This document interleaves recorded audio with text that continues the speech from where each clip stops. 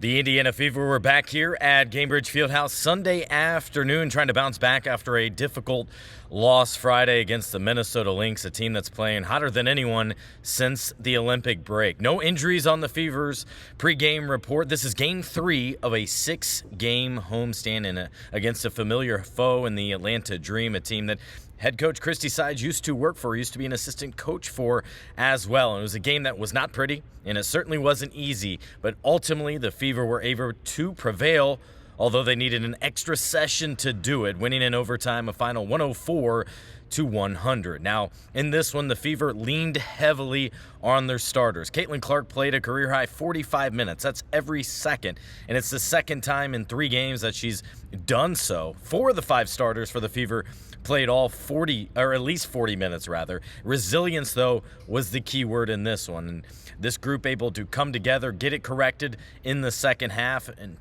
keep their turnovers down and produce on the offensive end when they needed to late. Now, Christie Sides challenging the team at halftime when they trailed by 4. I challenged them at halftime because we weren't doing what we were. Paul had this scout, and he had a great game plan, and we just weren't executing. We were going under screens we weren't supposed to go under, and then we changed all that. And so it was just a lot of growth by us tonight. I think we had a lot of turnovers in the first half. It was impressive we were honestly still in the game at halftime, considering I think they took 15 more shots than us. We felt like we were right there and really played a crappy half. So I'm proud of us. I thought we chipped away, we were resilient, and we really executed when it mattered. Not our prettiest, but found a way to get it done. Now, Caitlin Clark finished with 26 points, 5 rebounds, and 12 assists, but also 9 turnovers. That was an issue for her, but especially early in the game. The Fever as a team, 13 turnovers at half. The rest of the way over the final 25 minutes, they had just 6. That was key in them completing a comeback late after trailing by 4 at halftime, 48-44. And we saw just the execution wasn't there. The rhythm, the flow, that all lacked. You could see a frustrated Clark and company head to the locker room at halftime. I thought a lot of them definitely were unforced, whether it was dribbling off the leg, backcourt violation, which was not a backcourt violation. We all saw it. I don't understand. I don't know, but that's not a backcourt violation. Now with Tyrese Halliburton sitting courtside, he was earlier in the day at the Colts game, walked 4 blocks over to this one. He was able to see the Fever complete the comeback. He saw them go on that 21-5 run later in the game as they strung together stops, started to push the pace and get out and run. That is so integral in what this team is trying to do, and when they do that, they have success on the offensive end. Playing fast is what this team wants to do. At the beginning of the season, that was really bad news for us, and 16 turned into 30 or something like that, and for now we just find a way to chip away. And I think at the same time we have the confidence of knowing what our offense is capable of, and we know what our offense can give. It's just really, on defense, getting stops. I think we got quite a few, we call them kills, 3 in a row there. I think especially when Temi came into the game, she caused a lot of problems with her length, and Lexi's given the hardest task every single night, chasing their best player, so you have to give her a lot of credit too. When the crowd started chanting defense, that was maybe we get them to do that like to start the game or something. I don't know, because that got me pumped up, and it showed that we started doing what we were supposed to do. You got to pressure the ball. You got to talk. You're not playing defense. I know it's a cliche quote, but if you're not talking, you're not playing defense.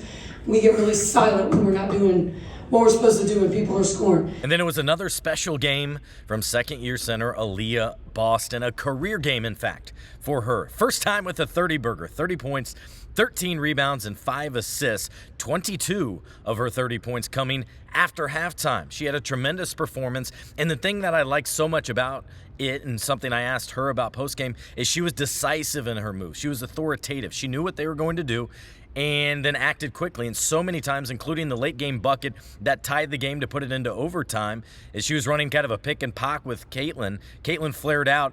She knew the defense was going to go on Caitlin, so she decisively attacked to the basket and scored the layup. She talked about all that post-game. When you look at how they're playing too, you just have to be able to make the right read, and sometimes they jump out too early because they're assuming that something's going to happen, and just being able to make a move right in that split second is important, because especially when you have someone like Caitlin who could be getting the ball, they're going to definitely want to jump at her, and so just being able to read that and go score.